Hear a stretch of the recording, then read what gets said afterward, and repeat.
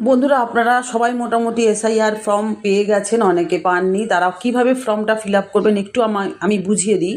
কারণ আপনারা দেখতেই পাচ্ছেন একটা সুন্দর ফর্ম আমি আপনাদেরকে কালারিং করা, যাতে বুঝতে সুবিধা হয়। ওপরের যে দিকটা আছে একদম সাদা অংশটা, ওটা আপনারা নিজেদের সমস্ত ডিটেলস দেবেন, আপনাদের যা যা দেওয়ার ওখানে দেবেন।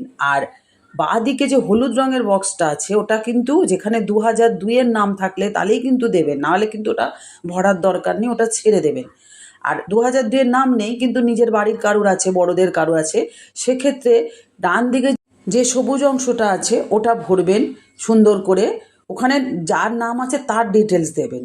আর একদম ডান দিকে নিচের দিকে বিএলওর যে সাইনের জায়গা, ওখানটা ওনাকে সাইন করিয়ে নেবেন।